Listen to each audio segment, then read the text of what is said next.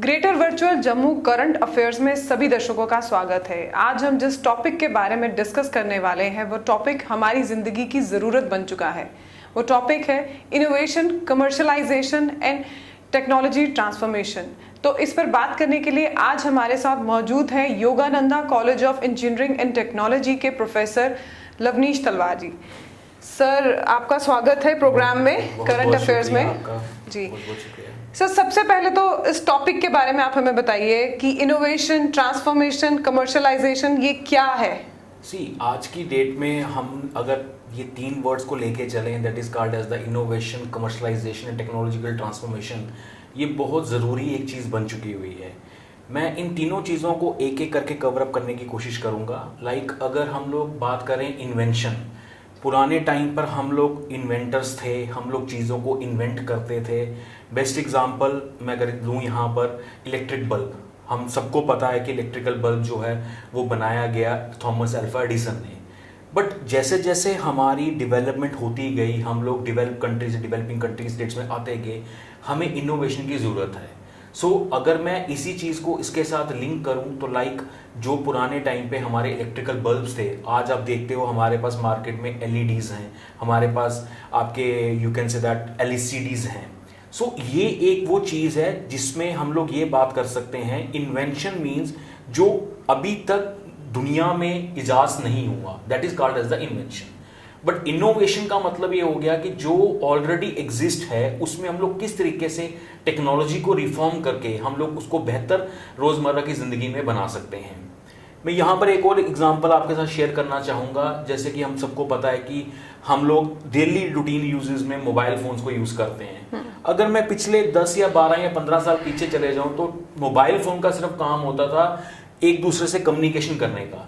लेकिन आज कम्युनिकेशन के अलावा मोबाइल फ़ोन एक चलता फिरता हमारा एक कंप्यूटर सिस्टम बन चुका हुआ है, जिसपे हम किसी भी जगह पर बैठ के अपनी ईमेल्स, अपने व्हाट्सएप, अपने मैसेजेस को शेयर करते जा रहे हैं।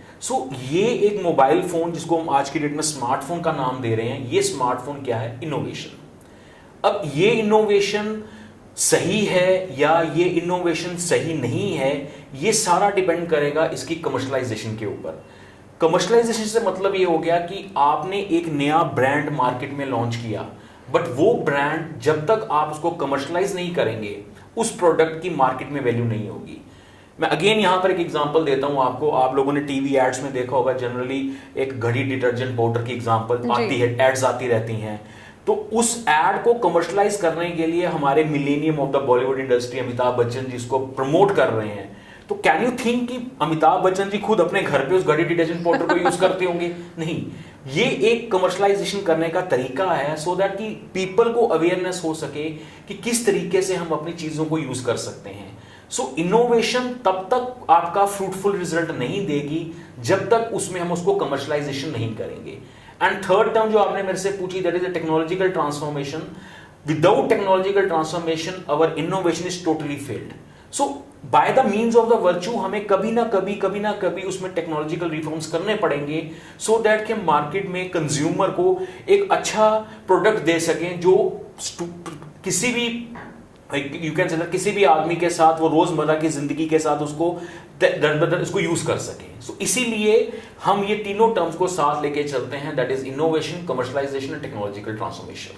सर, जैसे कि आपने कहा कि आजकल टाइम स्मार्ट हो चुका है, काफी हम आगे तेजी से बढ़ते हुए चले जा रहे हैं, तो जो इनोवेशंस होती हैं ये हमेशा सही साबित होती हैं? कई इनोवेशंस में कुछ ड्रॉबैक्स भी रह जाते हैं। इसका मतलब ये कभी नहीं है कि इनोवेशन जो भी होगी वो सही होगी। इनोवेशन को करने के लिए सबसे पीछे जो सबसे बैकग्राउंड स्टोरी रहती है वो एक टीम एफर्ट रहता है। और इनोवेशन के लिए जो सबसे ज्यादा इंपॉर्टेंट टीम रहती है वो रहती है रिसर्च एंड डेवलपमेंट टीम। अगर रिसर्च एंड डेवलपमेंट टीम अपना काम सही से करे, मार्केट का सर्वे अच्छे से करे, प्रोडक्ट का सर्वे अच्छे से करे, तो इनोवेशन के गुड चांसेस होते हैं रिजल्ट्स 100% आने के। मैं यहां पर आपके माध्यम के नारे दर्शकों के बताना चाहूंगा, आप लोगों को याद होगा कि आज से कुछ 10 साल या 15 साल पहले मार्केट में टाटा नैनो कार को लॉन्च किया गया था। नाउ द क्वेश्चन इज, क्या टाटा नैनो जो कार मार्केट में लॉन्च किया गया था वो एक इनोवेशन का आइडिया था? The reason being big brand Ratan Tata ji जब वो एक अपनी गाड़ी से निकल रहे थे तो उन्होंने जब एक क्रॉसिंग पे देखा कि एक मिडिल क्लास फैमिली एक स्कूटर पे राइड कर रही है जिसमें उसका एक बेटा आगे खड़ा है, बच्ची पीछे बैठी है और साथ में उसकी वाइफ बैठी है और रेनी वेदर कंडीशन चल रहा है। तो रतन टाटा जी जो कि ऑटोमोबाइल इंडस्ट्री में जेम माने जाते थे, जिनके नंबर ऑफ व्हीकल्स थे, उन्होंने जाके अपनी कंपनी के साथ अपने टीम लीडर्स के साथ शेयर किया कि क्यों ना यार हम एक ऐसी मार्केट में व्हीकल लॉन्च करें जिसकी कॉस्ट जो है वो नियर अबाउट 1 लाख रुपीस हो। क्यों? क्योंकि वो एक बजट फ्रेंडली हो, सब लोग उसको बेयर कर सकें। सो मार्केट में कार्स थी मैम, लेकिन पॉइंट ये है कि उसको इनोवेट करना था कि उसमें मिनिमम कॉस्ट पे वो कार दी जाए। सो इनोवेशन स्टार्ट हो गई। इनोवेशन स्टार्ट करने के बाद R&D टीम ने उन पे काम करना शुरू कर दिया, लेकिन वो इनोवेशन फेल हुआ। द रीजन बीइंग, जब टाटा कार लॉन्च की गई, नैनो लॉन्च की गई, तो उसमें मेन आइडिया दिया गया कि ये कार जो है ये 1 लाख रुपए की हम लोग मार्केट में लॉन्च करेंगे।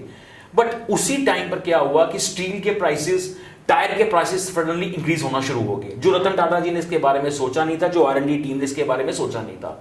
तो अल्टीमेटली क्या करना पड़ा उनको, जो मार्केट में उन्होंने एक जबान दी थी कि 1 लाख की गाड़ी लॉन्च करेंगे, तब क्या हुआ कि उनको अपनी कॉस्ट कटिंग करनी पड़ी। कॉस्ट कटिंग में क्या किया, उन्होंने कार में मॉड्यूलर चेंजेस करना शुरू कर दिए। लाइक अगर आपने देखा होगा टाटा नैनो कार में instead of double wiper there is single wiper, petrol inlet instead of bottom में वो आगे होता था, एयर बैग्स नहीं थे, जिसकी वजह से कहीं ना कहीं कॉस्ट कटिंग तो हुई, लेकिन हुआ क्या कि टाटा नैनो कार मार्केट में लॉन्च की गई 1 लाख रुपए में, but that car is not called as a safe car. और उसी का इंटर्न क्या किया, मारुति ने उस टाइम अपनी मारुति 800 या ऑल्टो कार को लॉन्च कर दिया।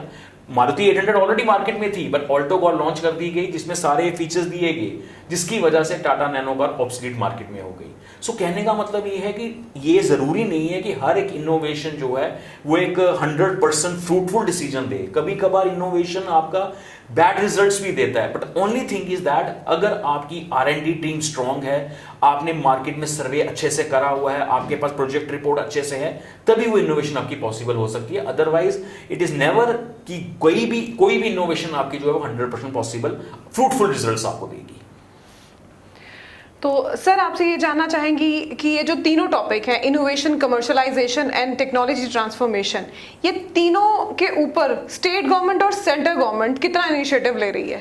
सी एज यू नो, हमारे honourable prime minister Shri Narendra Modi ji ने जो अपनी गवर्नमेंट गुड गवर्नेंस दी, उस गवर्नेंस के अकॉर्डिंगली आपने देखा होगा मेक इन इंडिया के प्रोजेक्ट्स, कई मेक इन इंडिया के प्रोजेक्ट्स लॉन्च किए गए हैं। पहले हम लोग सुनते थे कि जो हमारे एप्पल के आईफोन्स हैं वो हम लोग बाहर से इंपोर्ट करते थे, बट आज की डेट में due to the under the leadership of our prime minister Narendra Modi ji, उन्होंने यही आईफोन जो है वो इंडिया में बनाना शुरू कर दिए हैं।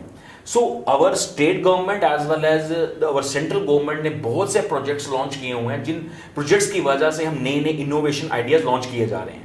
मोर ओवर मैं आपको यहाँ पर एक और चीज बताऊंगा, since I am belonging to one education background, because I am the head of the department at Yogananda College of Engineering and Technology. So engineering colleges में according to the Ministry of Human Resource Development, the department of central government, इन्होंने हर एक engineering colleges में एक IIC cell establish किए हुए हैं। उन IIC सेल्स का सिर्फ मेन फोकस ही यही है कि स्टूडेंट्स को इस तरीके से तैयार किया जाए कि उनके कुछ इनोवेटिव आइडियाज को लेके इंक्यूबेट किया जाए, इंक्यूबेट करने के बाद उसको मार्केट में लॉन्च किया जाए, सो दैट स्टूडेंट्स आज की डेट में सिर्फ जॉब लेने के बारे में मत सोचें, वो जॉब सीकर्स बने।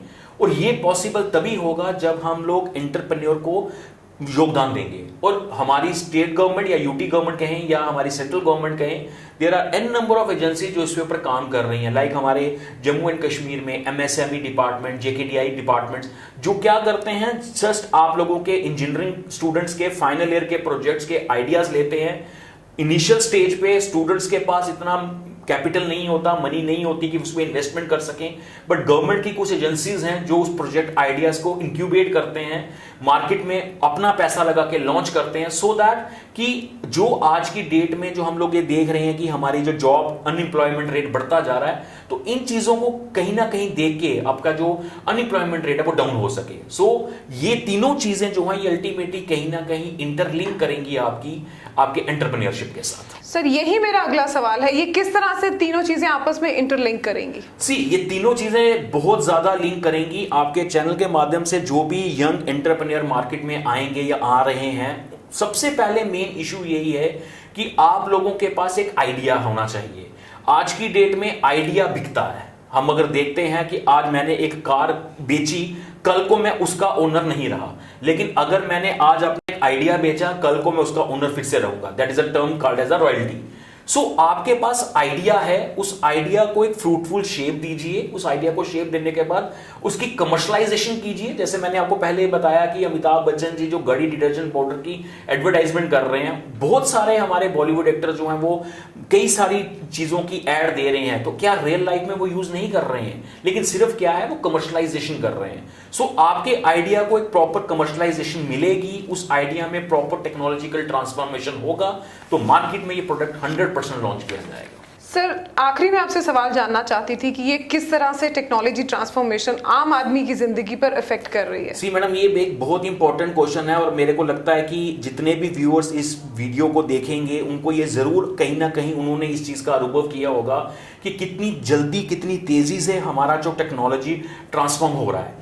अगर मैं अपनी जनरेशन की बात करूं, जब हम लोग ग्रेजुएट हो रहे थे या ग्रेजुएशन कर रहे थे, जब आप ग्रेजुएशन कर रहे होंगे, मुझे याद है कि अगर उस टाइम पर मुझे इंटरनेट को असेस करना पड़ता था तो मेरे पास एक ही मीडिया होता था, I should go to the cyber cafe, एंड वहां साइबर कैफे में जाके मैं एक डेस्कटॉप मुझे मिलता था, उस डेस्कटॉप में मैं www.google.com डालता था और उसका होम पेज ओपन होने में आई थिंक आधा घंटा लगता था। उसके बाद अगर मुझे कुछ वहां पे सर्च करना है तो उसको अगेन एक आधा घंटा और लगता था। बट आज की डेट में ऐसा नहीं है। आज की डेट में जो आपके हाथ में खिलौना दे दिया कंपनीज ने, that is called as a smartphone, उस पे within a no time हम लोग, तो मैं ये चीज यहां पर जरूर कोट करूंगा कि आज की डेट में हम लोग इतने ज्यादा लेथार्जिक हो चुके हैं कि हम लोगों को www.google.com भी लिखने की जरूरत नहीं है। ऑलरेडी उनके हमारे जो आइकन्स हैं वो ऑलरेडी इनबिल्टेड हैं। जस्ट हम लोगों को उसको प्रेस करना है और with in a minimum possible shortest time आप लोग उस चीज को असेस कर सकते हो। आई रिमेंबर जब मुझे कुछ चीज को, किसी भी फाइल को, अब जब मैं अपनी इंजीनियरिंग कर रहा था तो किसी भी अपनी फाइल डॉक्यूमेंट को एक जगह से दूसरी जगह ट्रांसफर करना होता था, तो मुझे याद है, मेरे साथ कई सारे जो व्यूअर्स हैं वो साथ में सहमत रखेंगे कि उस टाइम हमारे पास एक ड्राइव होती थी, that drive is called as a floppy drive, जिसकी कैपेसिटी होती थी 1.4 MB। आज की डेट में जो हमारी एक फोटोग्राफ है उसकी ही स्टोरेज कैपेसिटी जीबीज में है।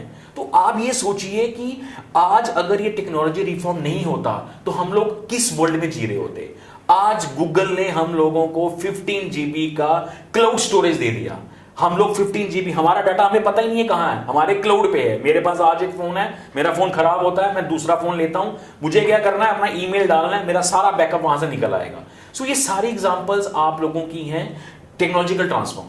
लास्ट में एक चीज आपके साथ जरूर कोट करना चाहूंगा, क्योंकि हम लोग एक बड़े बैड शेप से निकले हैं, बहुत एक बैड शेप हमने पीछे 2 साल में देखा। कोविड का टाइम, जब कोविड हुआ, हमारे ऑनरेबल प्राइम मिनिस्टर ने हमारी लाइफ्स को सेव करने के लिए लॉकडाउन कर दिया। मुझे नहीं लगता कि हम लोग ये सोच पा रहे थे कि हम लोग किस तरीके से इसमें रिफॉर्म लाएंगे। As a educationist, as a teacher, जब लॉकडाउन लगा, आई रिमेंबर 24 मार्च 2020 को हम लोग घर पे बैठे तो हम लोग सोच रहे थे कि यार अब ये स्टडीज किस तरीके से कंटिन्यू करेंगे। लेकिन उसी टाइम पर हम लोगों ने देखा there are so many virtual medias, we have Zoom, we have Google Meet softwares are there. So ये सारे क्या है, टेक्नोलॉजी रिफॉर्म्स हैं।